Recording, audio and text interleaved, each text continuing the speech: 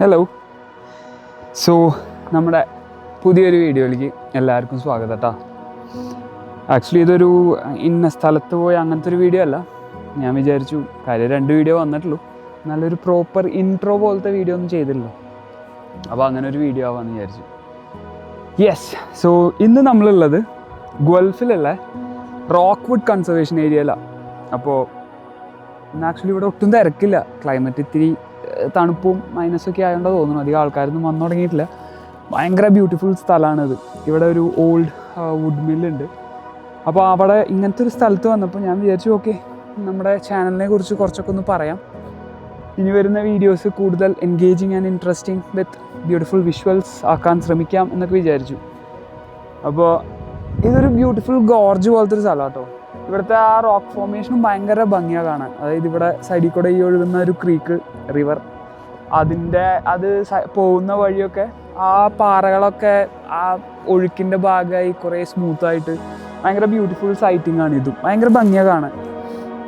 And ഇന്ന് മെയിനായിട്ട് തിരക്കില്ലാത്തതുകൊണ്ട് ഈ ഹോൾ ഏരിയ എനിക്ക് തോന്നുന്നു ആകെ 5-6 പേരേ ഉള്ളൂ. ശരിക്കും ഭയങ്കര രസമുള്ളൊരു സ്ഥലമാണ് കേട്ടോ. ഞാൻ എല്ലാ സ്ഥലങ്ങളും പോയാൽ തന്നെ പറയാം, എന്നാലും എല്ലാ സ്ഥലവും നല്ല രസമുള്ളതുകൊണ്ടാണല്ലോ രസമെന്ന് പറയുന്നത്. സോ അപ്പോൾ നമ്മുടെ ഇന്ന് വീഡിയോയിൽ കൂടുതലും ഈ ഏരിയനെ ചുറ്റിപ്പറ്റിയുള്ളതാവും. അതിന് മുമ്പ് ഞാൻ കുറച്ച് എന്നെ കുറിച്ച് പറയാം. So my name is Nitish. തൃശ്ശൂരാണ് സ്ഥലം.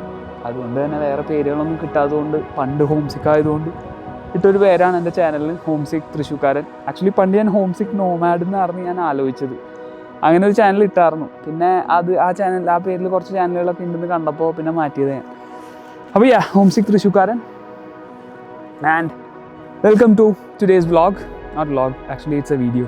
I don't want to say it as a vlog. അങ്ങനെ ആക്കാൻ എനിക്കിഷ്ടം കൂടുതലും. കാരണം ഞാൻ കാണുന്ന വീഡിയോസ്, യൂട്യൂബ് വീഡിയോസൊക്കെ അതുപോലത്തെ ട്രാവൽ, ഹൈക്കിങ് അല്ലെങ്കിൽ ക്യാമ്പിങ് അങ്ങനത്തെ ഒക്കെ വീഡിയോസൊക്കെ കണ്ട് ഇൻസ്പയർ ആയിട്ടാണ് ഈ പരിപാടിക്ക് ഇറങ്ങി തിരിഞ്ഞേക്കണത്. എവിടെ നിന്നൊക്കെ നമുക്ക് പോകെ കാണാം. ശരിക്കും ഈ സ്ഥലം ഇങ്ങനെ ഇത് തണുപ്പില്ലായിരുന്നെങ്കിൽ ഇന്ന് വളരെ നല്ലൊരു കാലാവസ്ഥയാണ്. മഴയൊക്കെ തോർന്ന് നല്ലൊരു കോസി വൈബ് എന്നൊക്കെ പറയില്ലേ. എനിക്ക് ആക്ച്വലി ഇന്നലെ ഭയങ്കര സണ്ണി, പക്ഷെ ഭയങ്കര വെയിലെന്ന് അങ്ങനെയല്ല, നല്ലൊരു കാലാവസ്ഥയൊക്കെയായിരുന്നു. കാറ്റൊക്കെ ആയിരുന്നു. ഇത് ഇങ്ങനത്തെ സ്ഥലങ്ങളിലൊക്കെ വന്ന ഒരു കാപ്പിയൊക്കെ കുടിച്ചിരിക്കാൻ പറ്റിയ സ്ഥലമാണ്. പക്ഷെ വേസ്റ്റ് അവിടെ ഇവിടെ ഇടാണ്ട് നോക്കുക നമ്മുടെ ചുമതല. അപ്പോൾ നമുക്കിന്ന് കാഴ്ചകളിലോട്ട് പോവല്ലേ. Welcome to the new video. വിന്ററിന്റെ ആ കാടിനെയൊക്കെ ഒന്ന് കുറഞ്ഞപ്പോൾ ചെറിയൊരു കറക്കം കറങ്ങിയാലൊന്ന് വിചാരിച്ച് ഇറങ്ങിയതാ. റോക്ക്വുഡ് കൺസർവേഷൻ ഏരിയ ഗൾഫിലാണ് സ്ഥലം. KWCയിലുള്ളവർക്ക് വളരെ അടുത്താണ്. ഞങ്ങളിവിടെ എത്തിയപ്പോൾ മഴയും തണുപ്പൊക്കെ ആയിട്ട് നല്ല നൈസ് ആംബിയൻസ് ആയിരുന്നു. ഇറാമോസ റിവറിനോട് ചേർന്ന് കിടക്കുന്ന ഇവിടെ 2 മെയിൻ ട്രെയിൽസും ഉണ്ട്. ഒന്ന് സെഡാർ റിഡ്ജ് ട്രെയിലും മറ്റൊന്ന് പോർട്ട് ഹോൾ ട്രെയിലും. സമ്മറൊക്കെ ആയിക്കഴിഞ്ഞാൽ കയാക്കിങ്ങിനൊക്കെ വരാൻ പറ്റിയൊരു സ്ഥലം കൂടിയാണ് കേട്ടോ അത്. തുടക്കത്തെ രസമുള്ള ആംബിയൻസ് തണുപ്പിൻ്റെ കാഠിന്യം കൂടിയപ്പോൾ ചെറുതായിട്ടൊന്ന് മാറിയിട്ടോ.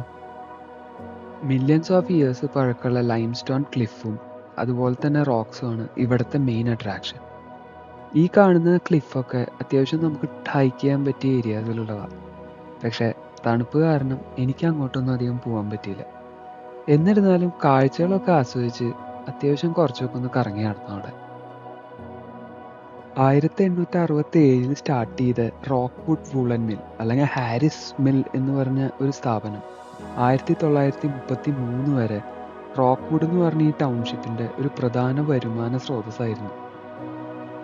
1884 ഒരു തീപിടുത്തത്തിൽ ആദ്യത്തെ ബിൽഡിംഗ് നശിച്ചപ്പോൾ ലൈം സ്റ്റോണിൽ ഉണ്ടാക്കിയ ബിൽഡിംഗാണ് ഇപ്പോൾ നമ്മൾ കണ്ടുകൊണ്ടിരിക്കുന്നത്. ഏകദേശം 70 തൊട്ട് 80 പേർക്ക് വരെ വേൾഡ് വാർ 1 കാലത്ത് ഈ ഒരു മില്ലിൽ ജോലി ഉണ്ടായി. വേൾഡ് വാർ 1 ടൈമിൽ കനേഡിയൻ ആർമിക്ക് വേണ്ട ബ്ലാങ്കറ്റ്സും യൂണിഫോമും ഒക്കെ തുന്നിക്കൊണ്ടിരുന്ന ഒരു ഫാക്ടറി ആയിരുന്നു ഇപ്പോൾ ഈ പൊട്ടിപ്പൊളിഞ്ഞു കിടക്കുന്നത്. 1967 മറ്റൊരു തീപിടുത്തത്തിൽ ഈ ലൈം സ്റ്റോൺ സ്ട്രക്ചർ വെച്ച് ബാക്കി ഏറെക്കുറെയൊക്കെ നശിച്ചും പോയി.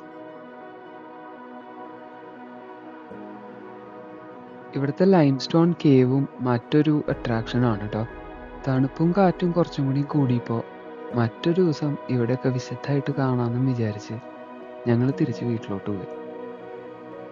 വളരെ ചെറിയൊരു വീഡിയോ ആണെന്ന് നന്നായിട്ടറിയാം, എങ്കിലും കണ്ട കാഴ്ചകൾ നിങ്ങൾക്ക് ഇഷ്ടപ്പെട്ടു എന്നുള്ള വിശ്വാസത്തിൽ അടുത്ത വീഡിയോയിൽ കാണാം. അപ്പോൾ ഓക്കെ, ബൈ.